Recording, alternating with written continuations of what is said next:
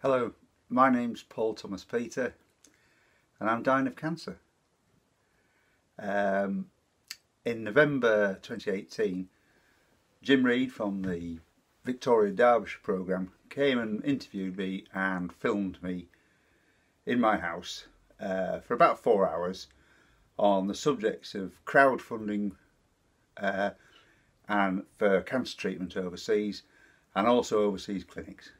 He told me he was doing balance pieces which would not just trash the clinic I went to, because I'd told him that if that's what he was doing I didn't really want to be involved in it. The pieces went out on the 6th and 7th of March, just the other week, and the first one on crowdfunding was actually pretty good. It made some really good points and I'd like to follow up on some of them. And the second one went out the following day and it was the most badly researched, poorly evidenced piece of journalism I've seen for an awful long time. It was essentially a hatchet job on the Hallwang Clinic in Germany, and they're a pretty easy target, but they saved my life in 2017. I've had 2 years of really good quality life to date because of that clinic, and solely because of that clinic. So I want to do an answer piece to those two pieces and maybe put a bit more balance into it. I'm dying of cancer. I've been overseas to that clinic. I've met a lot of other patients. I know people's stories.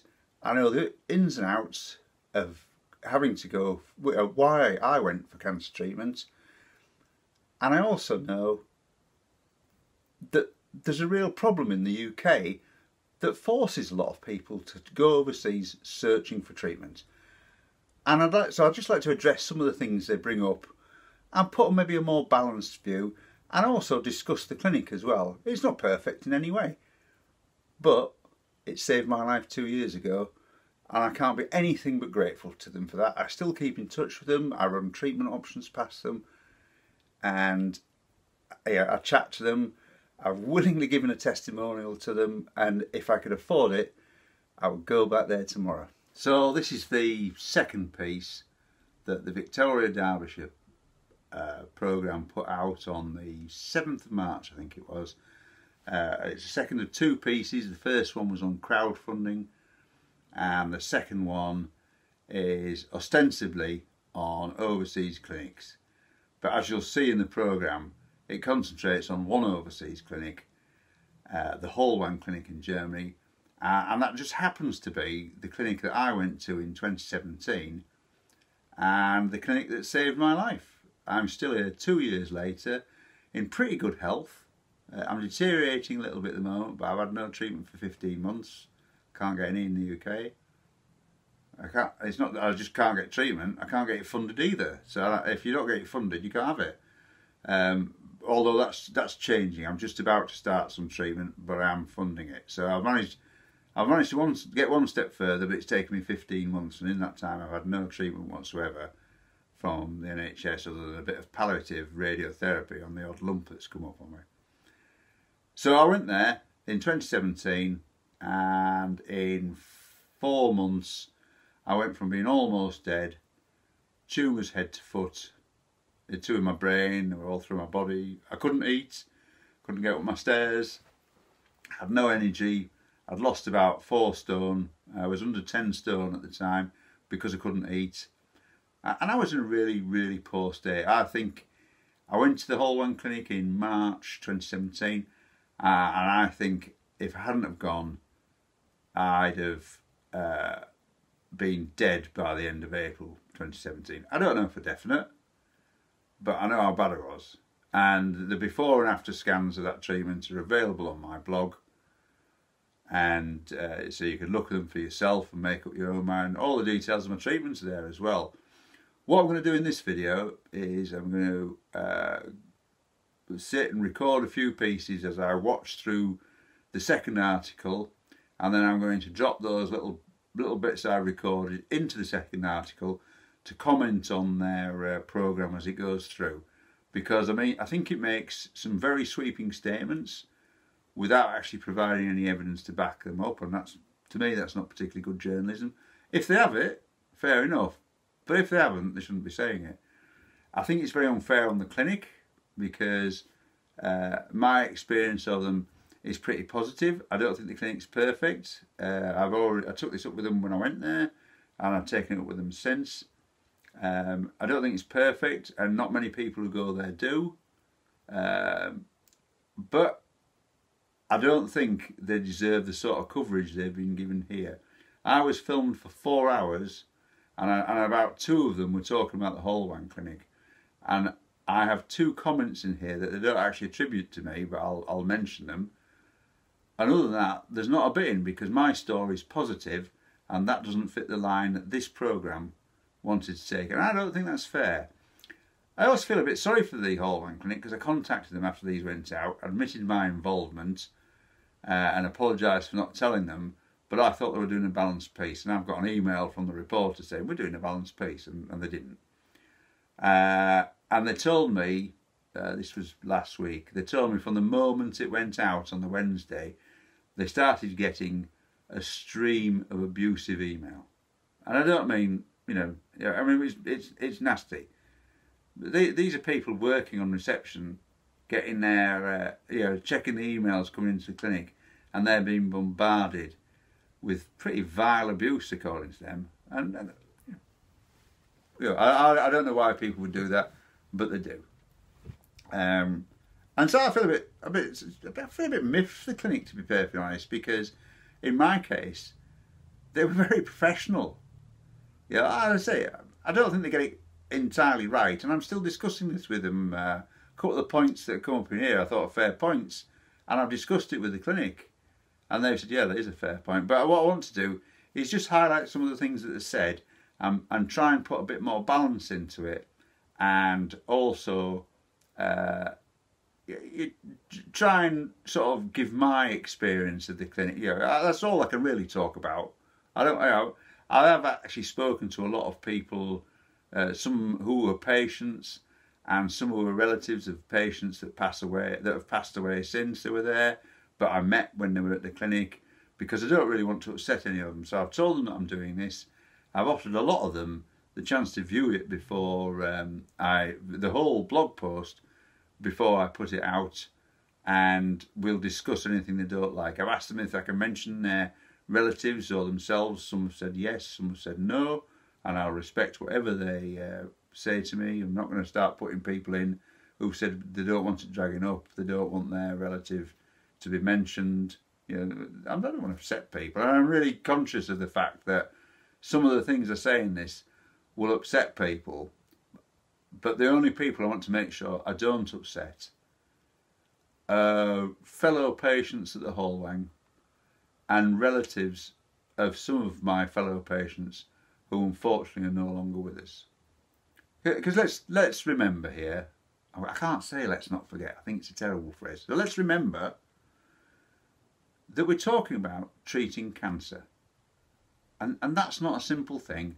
And I don't think there's anywhere in the world gets it 100% right.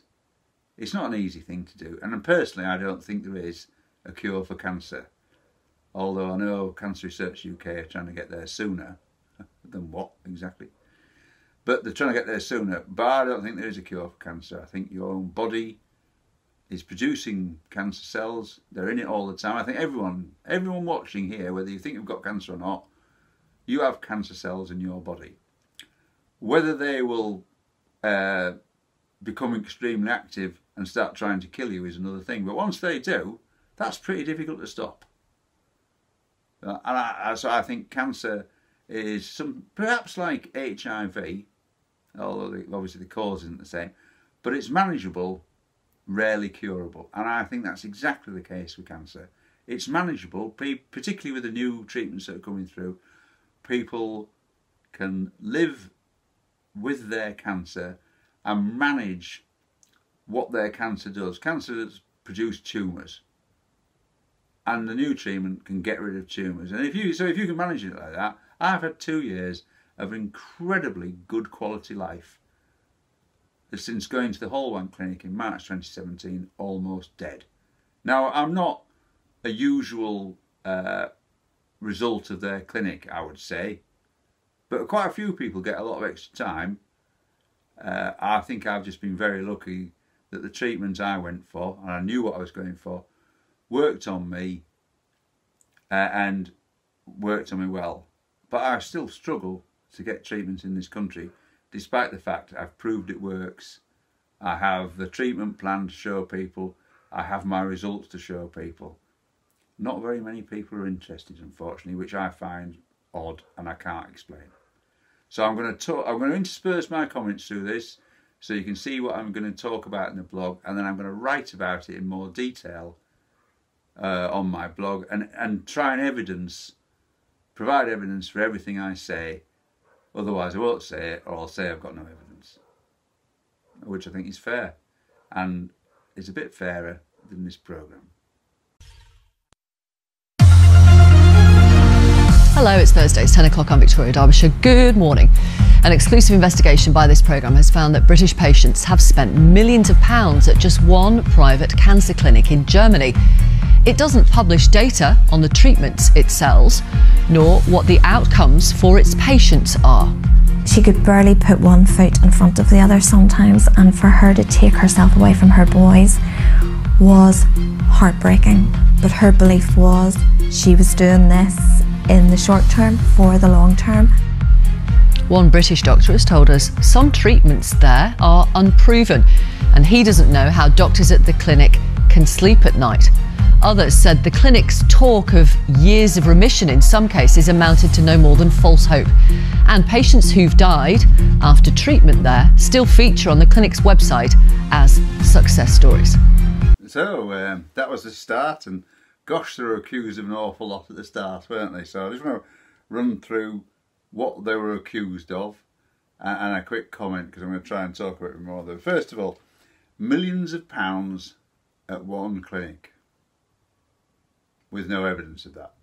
They've got evidence that £20 million has been raised, but they're saying it's all been spent at one clinic. Let's put this clinic into perspective. It is an absolutely tiny clinic in the Black Forest area of Germany. I'm not entirely sure how many patients they can take as a maximum, but I went there 5 times, once for a week and the other 4 times for a couple of days each time, and I don't think I ever saw more than 10 patients there. You know, it's not a big clinic. It's tiny. You know, £20 million in crowdfunding, and they're talking, I think they were talking the last year, £20 million. I'd be really surprised if that all has gone to the Hallwang Clinic. I don't know if it has or not, but I'd be really surprised if it has. Because they didn't provide a shred of evidence to back up what they said. It doesn't publish data, sorry, I'm reading from the notes here. It doesn't publish data on treatment it sells. Well, it doesn't actually sell treatments. What they do is people contact them. I have to say that the clinic's marketing is terrible. It's awful. The only reason it came to my attention was because there was an article in the Times, I think it was, back in January 2017 that mentioned it. And at that point, I'd been 4 or 5 months trying to find somewhere to treat me with a specific drug that I had identified would help me. And I couldn't find anywhere. And this clinic never came past my radar. Now, I used to be an IT manager. I'm really reasonably good with computers and online. But it didn't come past me at all, or my wife, who was doing a similar thing. It was an article in the Times that highlighted this clinic because it did an article on a number of patients who were crowdfunding their own treatment around the world.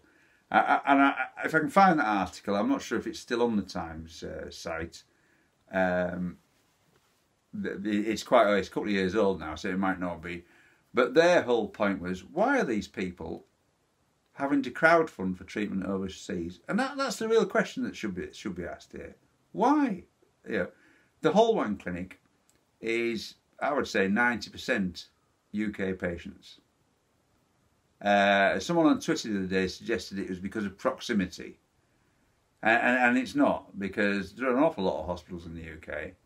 You wouldn't have to go abroad if you. And one of the doctors told the reporter who told me that he said all this treatment is available over here, but I couldn't get any treatment over here at all in that period. The first place I found that would treat me with what I wanted was a Hallwang Clinic. So they don't publish data on treatment they sell. They don't self-treatment. They take each patient individually, find out what their circumstances are, and come up with a treatment plan for them. They don't publish data because they're a business. They're not a research establishment. No one funds them other than their patients. Well, why should they publish data on treatment? They're providing a service as a business to people who think they've got a good shot at beating their cancer. That's it. They don't publish outcomes for patients. Well, to be perfectly honest, thank you very much. You know, my patient outcome is private. Well, it's not actually, because I've told the world on my blog. But I don't want the clinic publishing the outcome for my patient unless they've got my permission. And they have actually. I've given them a testimonial quite freely. I told them the other day that if I die, they're very welcome to keep it up there.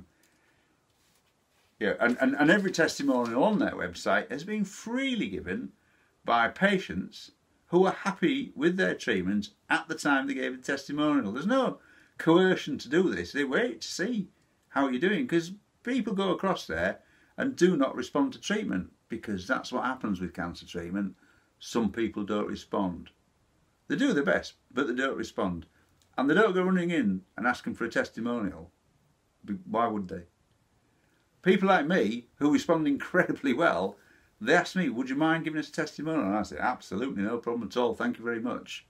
You've saved my life. I've had 2 years of just the most fantastic quality life because of that clinic.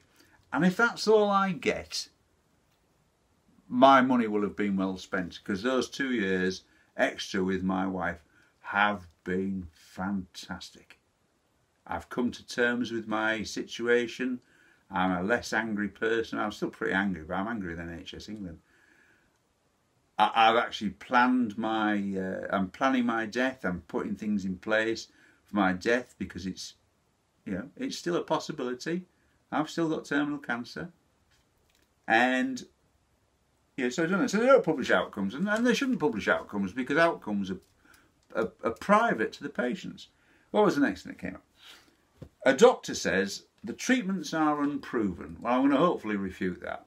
And I'd be interested to know what his experience of that clinic is, and the treatments he said were unproven. He does actually say it later, and I'll comment then. And he also says, how can the doctors sleep at night? I actually wonder that occasionally in the UK. Not of the people that have treated me, because they've supported me fantastically, but of doctors who work for NHS England who continually refuse patients funding for cancer treatment where it's obvious it'll work for them.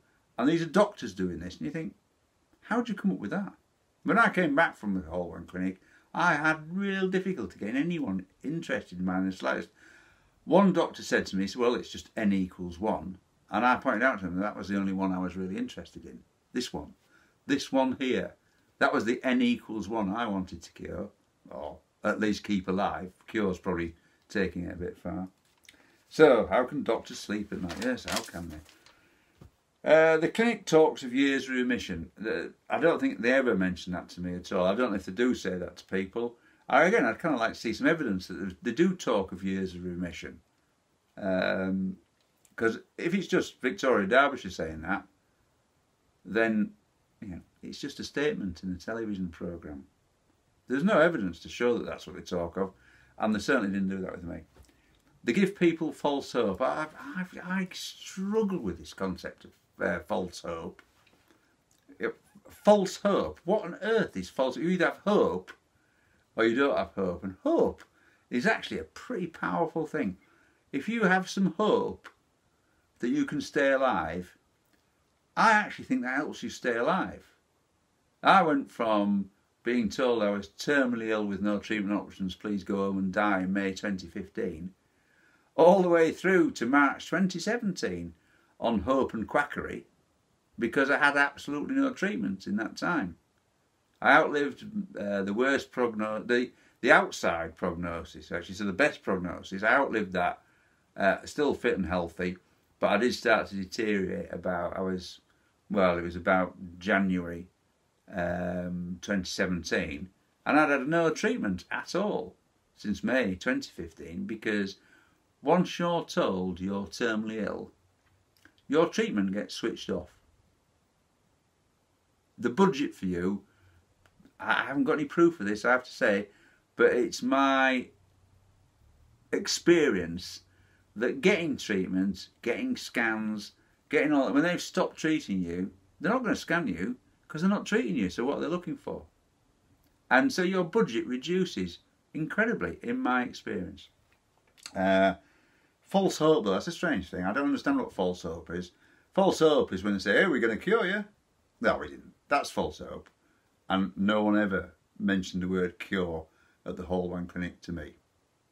I've had other people say that they did, but I don't have any evidence of it, so I'm not, I can't actually say they definitely said it because I don't have any evidence. I have hearsay. I have someone saying it, and I'm sure if you go to the Hallwang Clinic, they'll say they never did, so I can't prove it. If someone's got a letter from the Hallwang Clinic saying that they can cure you, I'd really like to see it, because I think if anyone does tell you that, you should not go to them for treatment. I was actually told I had a good chance of a cure by the NHS, but I stopped believing them quite a long time ago, unfortunately. But I will say that the people who treat me for the last 5 years, have treated me for the last 5 years, the people who jab things in your arms, the people who take you into the radiotherapy suite, the people who actually look after you in hospital, they're absolutely fantastic. I mean, they work in such difficult circumstances, short-staffed. They get too many patients. They get a hard time with a lot of patients. They're absolutely brilliant. They're all heroes. They should be paid double what all these shiny arses in NHS England get paid. The consultants that have treated me, the two certainly in my local hospital where I'm treated, have been absolutely fantastic. The support and help they've given me has been over and above what they're after. I've had support whilst going to Germany, which they didn't need to do. They didn't need to help me. I've had a couple of things turned down as well. I can't say otherwise, but the support I've had from them has been brilliant. And I do know of other patients whose local NHS refuses to give them an appointment as soon as they've gone to an overseas clinic. It will not see them. Never mind won't give them treatment, it won't even see them. That's a local NHS trust. I might put the details of the specific patient I'm talking about, because I have had permission to mention it. But I don't really want to mention the patients, but I might do. We'll see. What else are they accused of? Oh, the testimonials of dead patients with no indication that they've died. That's a fair point, actually.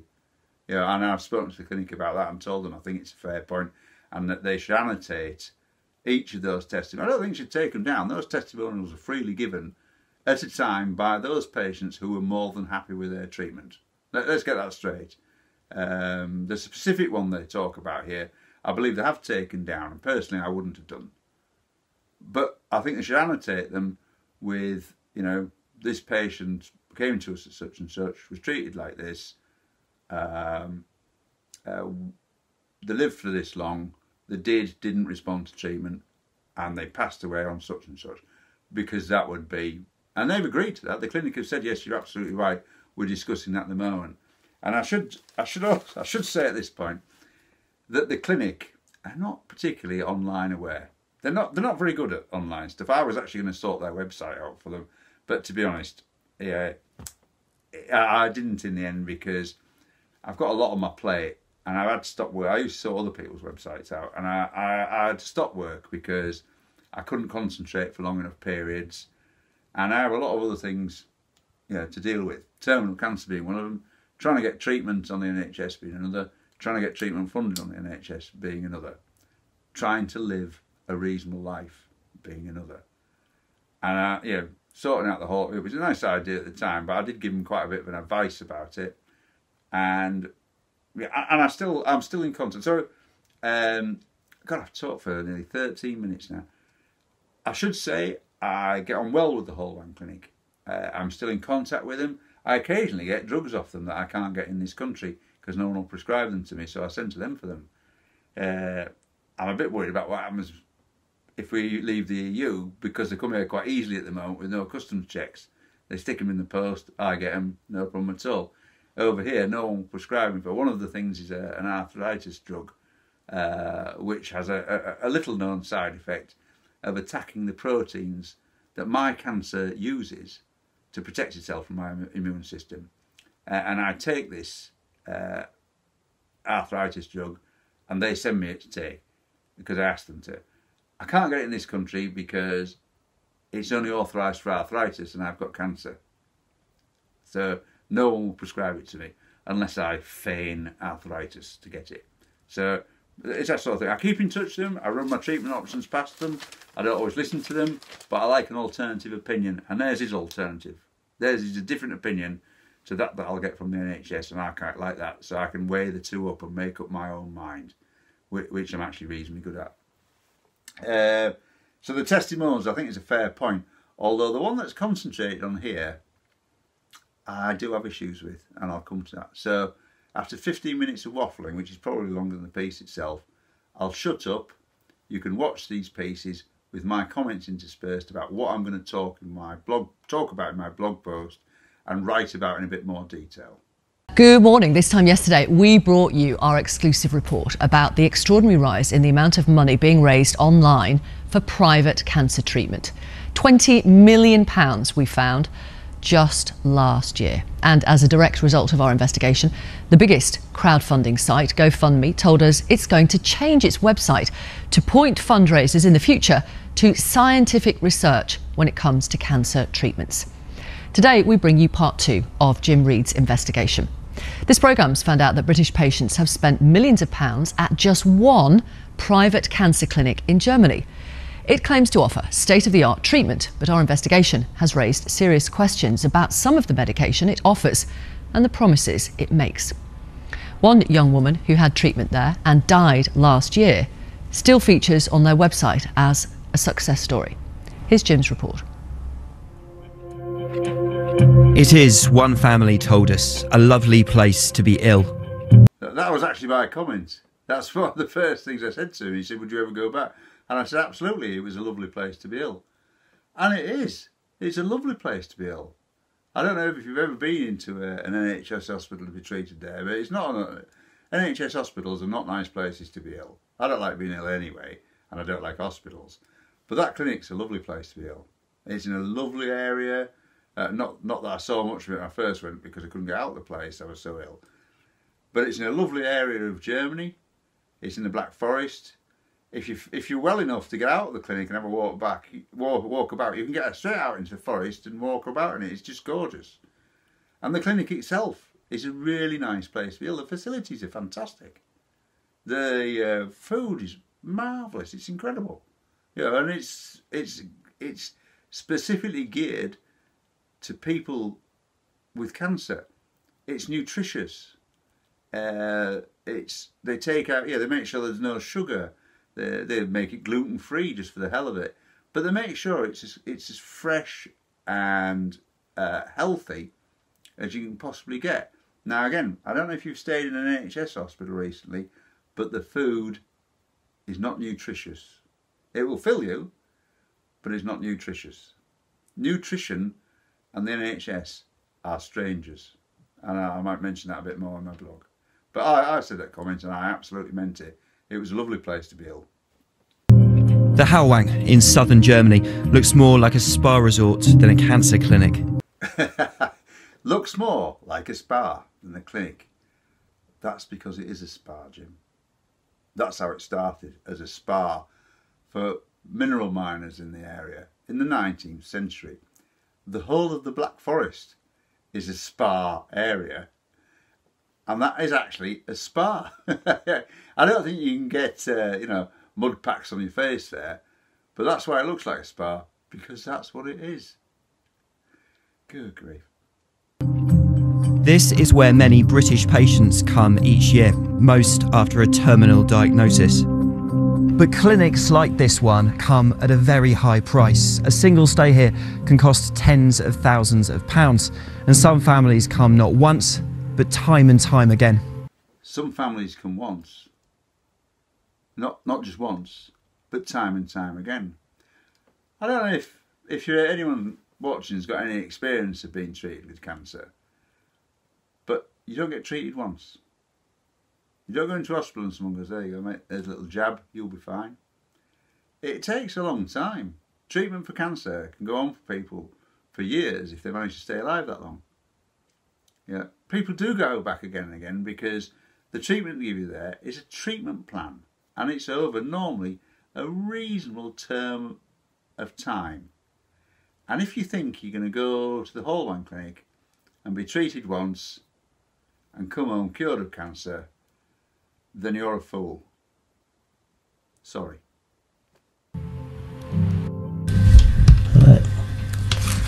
What's all this medication dose?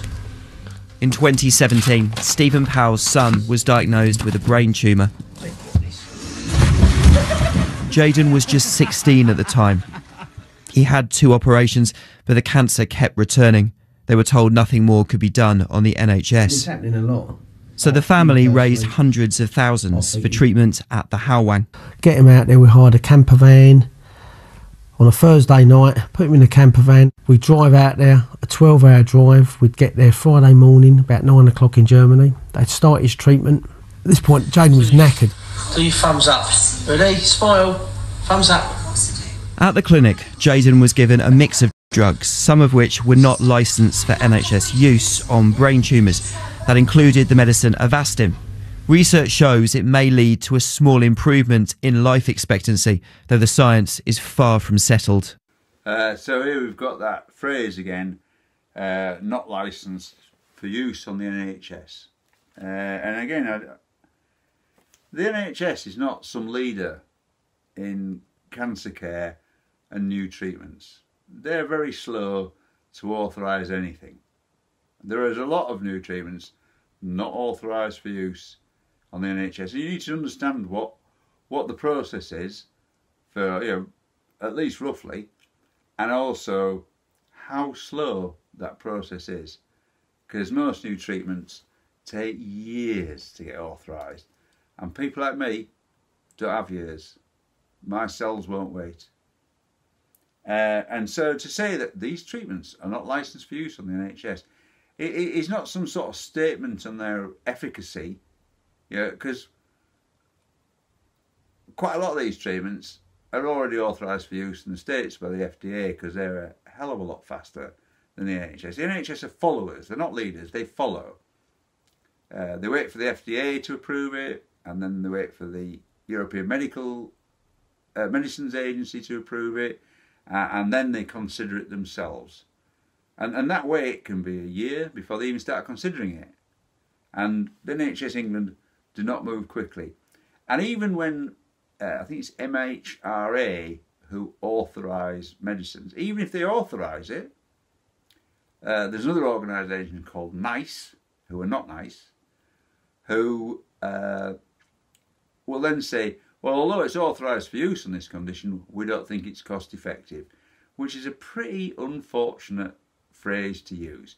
They're clearly involved in negotiations on the price of drugs, and to say something isn't cost effective, that's what tends to get the goat of someone who's dying of cancer and thinks that that treatment will work on them, to be told that they can't have it because it's not cost effective. Yeah, so the treatment will save my life. It might not be cost effective to you, but it will probably be cost effective to me.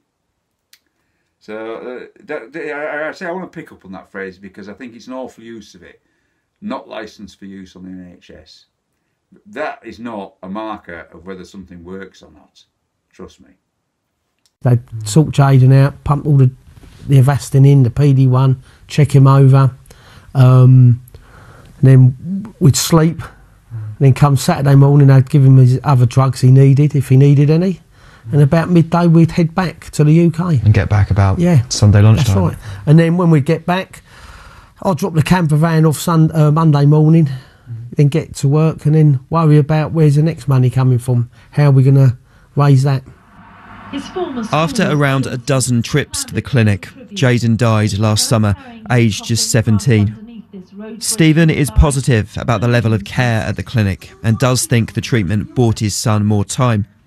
But the costs were huge, eventually hitting more than £250,000, far more than he initially expected, though he does say the cancer was more complex than first thought. It's a hell of a lot of money to find. You do think, Christ, when's it going to stop? The money, it was getting expensive, and the pressure, yeah, you think, my God.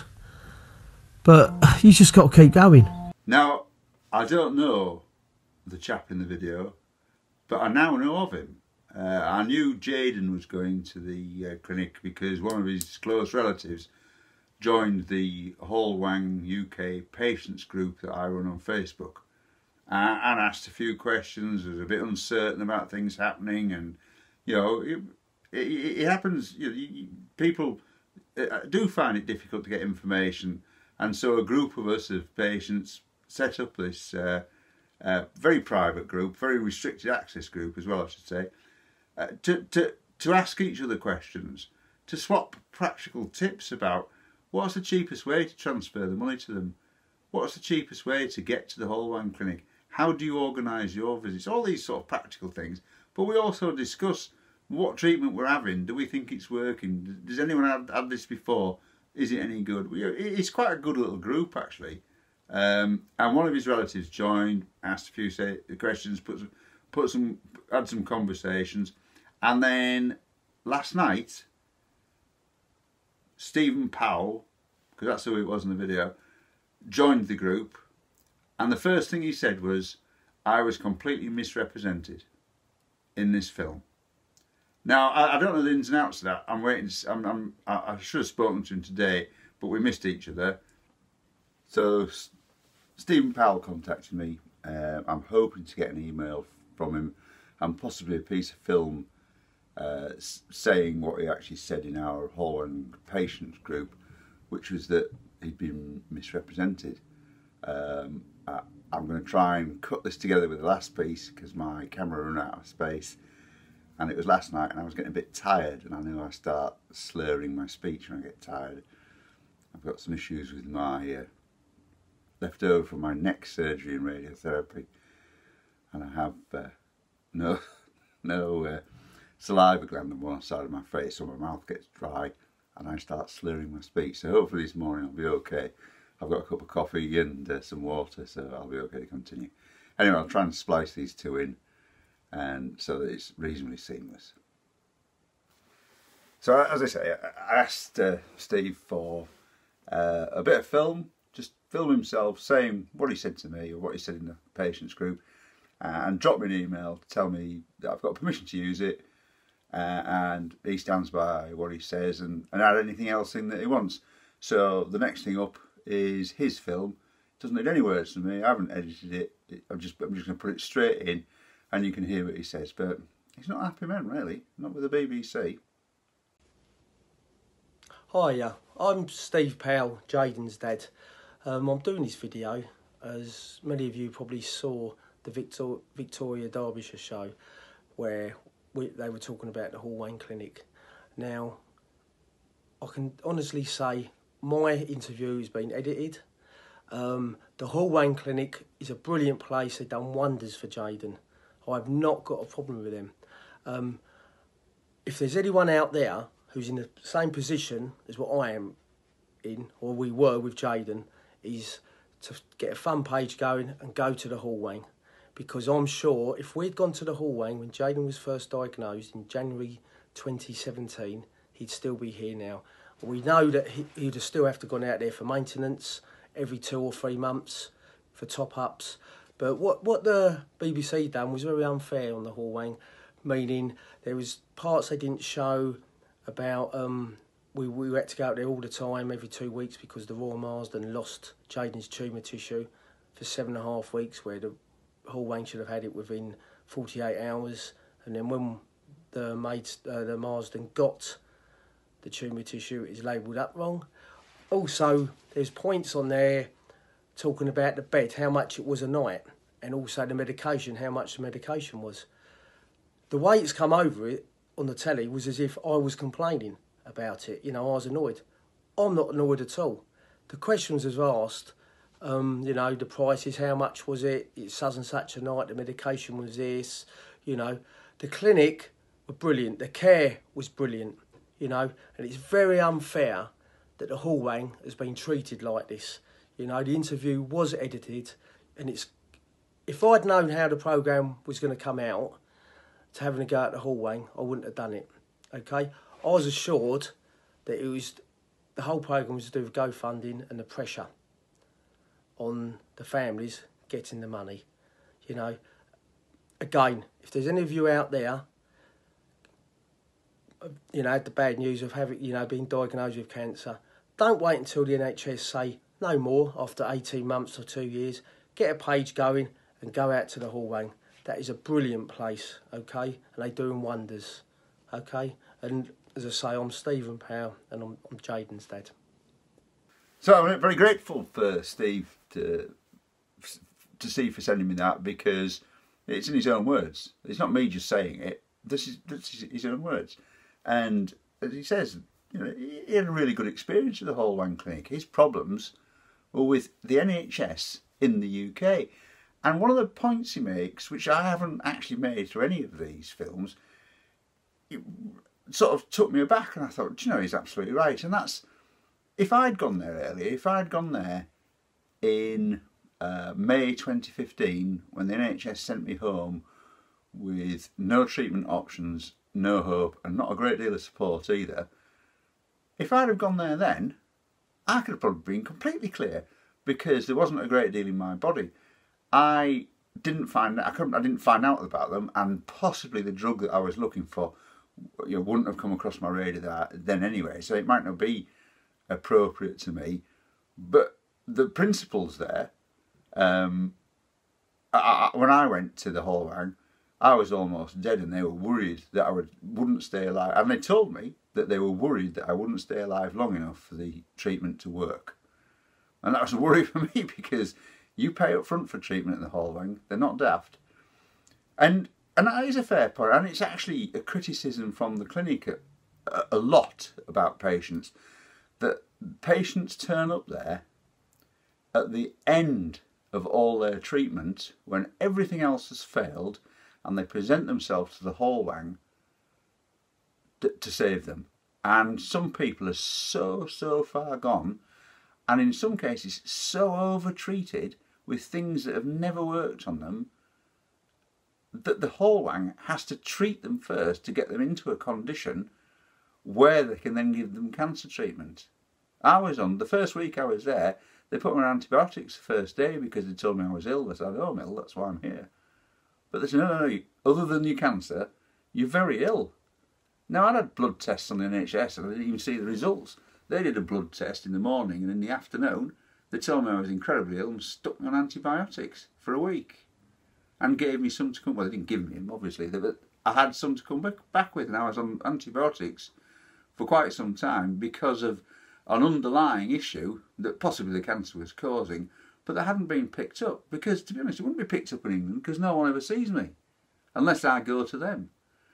So it's a really fair point. If you think your treatment is not working, there's a good chance that if you're not that far gone, they complain about people turning up so chemoed, and I'll use their phrase, although I haven't got evidence of this. It was said to me informally when I was chatting to them when I was over there in 2017, and they said people turn up with so much chemo pumped into them that they look like the Michelin Man. And if you're going for immunotherapy, that there is a little bit of evidence now that immunotherapy and chemo together on some cancers actually helps both work.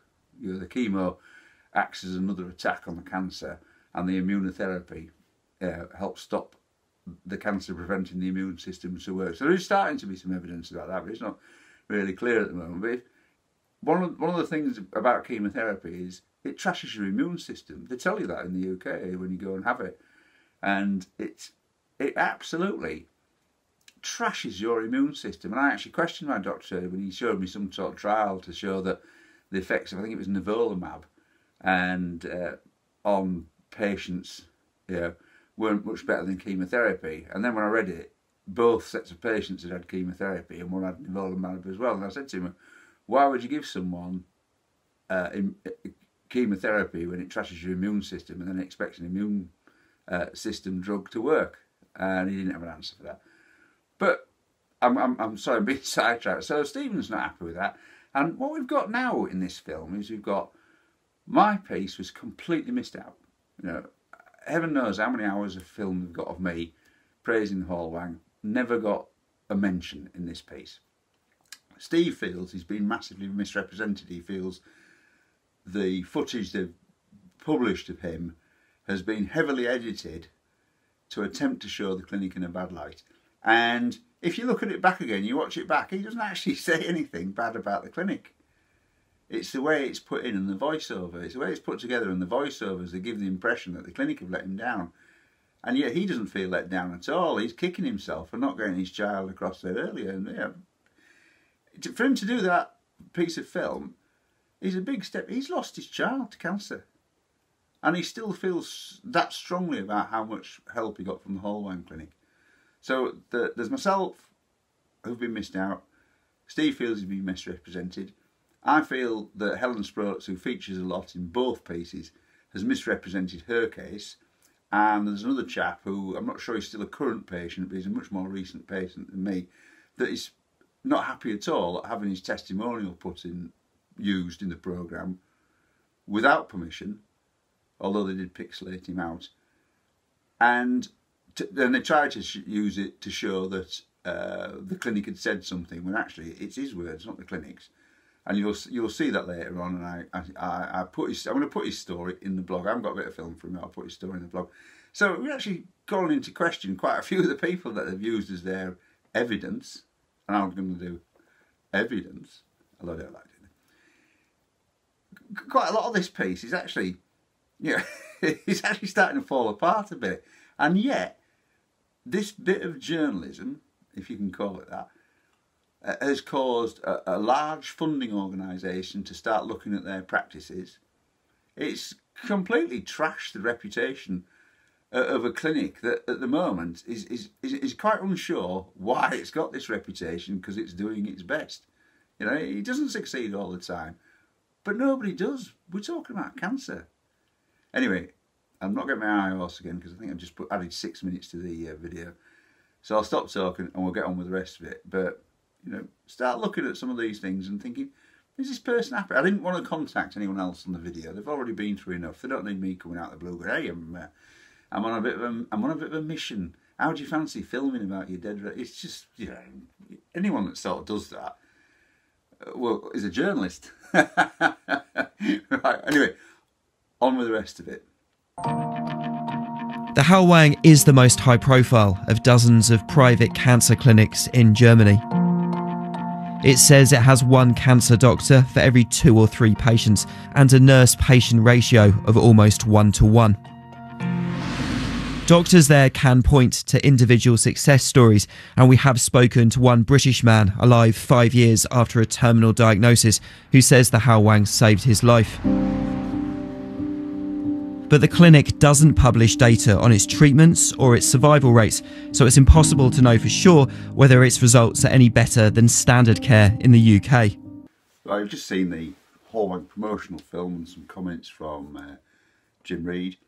Just pick a couple of those up. He mentioned he talked to one British patient who claimed, I think he said claimed, or said that he was still alive 5 years after diagnosis, and that's me. Yeah, and says it's due to the clinic. It is due to the clinic. I went there almost dead. 4 months later, I was very much alive. I was 95% clear. And if anyone had been interested in this country and was actually bothered about saving my life, I probably could be cleared by now. But I have real difficulty getting treatment. And I've managed, well, I'm just about to start my second round of treatment in this country, 15 months after the first, but I'm still having to fund it as I've been turned down for funding 3 times, and that might give you a clue why people end up in Germany. But he said a couple of things. None of the rest of me featured in this article because all I had was positive comments about the clinic, so he didn't even attribute that comment to me, which is a shame. doesn't publish data or outcomes. We've got onto that again.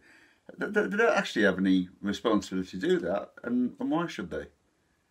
You know, the outcomes are private between them and the patients. It's a private clinic, and they're not a research establishment. They're not some sort of public organisation like the NHS.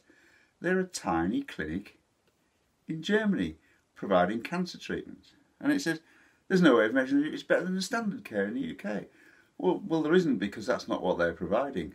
What they're providing are some of the new and latest treatments. They're not, you know, experimental. Are they experimental? Some of the drugs that they give, and I've detailed I'll be quite happy to detail my treatment. But the drugs they give are authorised around the world for use on cancer. Every bit of treatment I got was backed up with academic papers that either I already had, or when I sort of queried, you know, why are you going to give me all of this, they gave me the papers on and pointed me towards papers on combination therapies, combination immunotherapy practices, and the results that if you combine immunotherapy treatments, the results don't double. There's a compound effect, so they go up. If it's like 20% for one drug and you add another one to it, it doesn't just go to, you know, whatever the percentage that is. It's compounded, and you actually start to get up to 60%. But quite a lot of these things have not gone through full trials, and to actually be authorised anywhere, well, actually no, that's a lie. To be authorised in the UK, you have to go through a series of trials to do that. In the US, they can fast track drugs, and so drugs are authorised in the US far, far faster than they are in the UK. They fast track them. As soon as they look good, they'll, you know, get them through the early stages of trials, but they have a method of fast tracking from early stages of trials to allow patients access to them because they could save their lives. And that's the sort of thing that the Hallwang do. And a lot of the things that they will give you are just not available on the NHS for your form of cancer due to NHS they're safeguarding people, and healthy people need safeguarding against rogue drugs. I'm not healthy. I'm dying of cancer, and I don't want safeguarding in something. You know, if it's got a reasonable chance of giving me a good quality life, get it in my body, please. You know, I've nothing to lose, absolutely nothing to lose. I'll sign any disclaimer anywhere. But the NHS is very slow to move as well. It has a number of, to be honest, at times bovine organisations that take a long time to do anything because they're all scared of being sued. They get it wrong, it's millions of pounds out of taxpayers' money to someone who can manage to prove that they missed something. And that's why they take a long time. But I don't like it. Yeah, you can't measure against the standard care in the UK, and I would say that the standard care in the UK is some years behind other developed countries, and there are stats that will prove that. And if I rustle some up, I'll put them in my blog post so you can have a look at it to show where we are in terms of the standard of cancer treatment. In fact, I watched a very good TED talk the other day where a chap was talking about eating to starve cancer, and he was talking about in the old days when all we had was chemotherapy, radiotherapy and surgery, you know, none of these things were thought possible. But now, in our new era of more up-to-date cancer treatment, and he goes on in that vein, and I thought, he's absolutely right. And then I looked at it, and the date of the talk was 2010. And nearly 10 years after that, I'm still being offered, as my only possible treatment, platinum-based chemotherapy. And that's how far behind the UK is. You know, they don't look at what's best for you and your specific cancer. They look it up in a book. What's the pathway for this cancer? Pump that into him. And that's not the way to treat cancer. And I'm not a medical expert, and I've found that in the last couple of years. So anyway, without further waffle, we'll carry on. But I just want to pick those. So as usual, I've talked far too long, and I've made these films far too long to go up in one. This film far too long to go up in one piece on YouTube or wherever I put them, and so I've had to split it into two parts. So this is the first part of an answer to the second article the Victoria Derbyshire show put out on the Hallwang Clinic on the 7th of March 2019, and this is the end of it. And then what should start straight away, hopefully, is part 2 of an answer to the second part. I had to do the same with part 1 because I just talked too much, and I've lost my continuity. I've had to put a different shirt on. I've had that. I've been doing these films now for 3 days, and I put the same shirt on so I have continuity through the films, so they didn't look like it'd take me 3 days to do. But my wife insisted I change it, so I couldn't smell it myself. As we say up north, I couldn't smell it myself, so it should be all right. But my wife could, so I've changed my shirt. Sorry about the lack of continuity. I'm not a professional at this. Anyway, this is the end of the first part, end of part 1 of an answer to the second article from Victoria Derbyshire show, and part 2 should start almost straight away. Thank you.